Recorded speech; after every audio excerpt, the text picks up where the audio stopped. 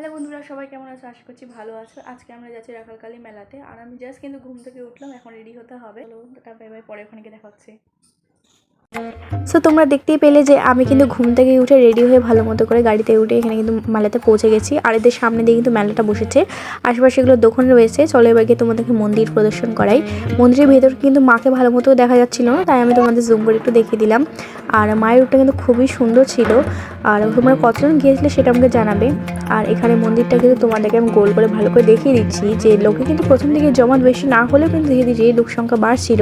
যত দিন শেষে সন্ধ্যার দিকে ছিল তত লোক সংখ্যারও বেশি জমা হয়েছিল। এটা কিন্তু পেছন দিকে এখানে কিন্তু পেছন দিকটাতে কিন্তু বেশি দোকানপাট বসে না, আর সামনের দিকটাতে মন্দিরের প্রাঙ্গণ দিকটাতে আমরা বসেছিলাম। এটা কিন্তু মন্দিরের ঠিক সামনের দিকটার অংশটা, এখানে অনেক বেশি দোকানপাট বসেছিল। লোকজন সচরাচর এই জায়গাটাতে ঢুকে থাকে। আর এখানে ছোটো ছোটো অনেক দোকানপাট বসেছিল।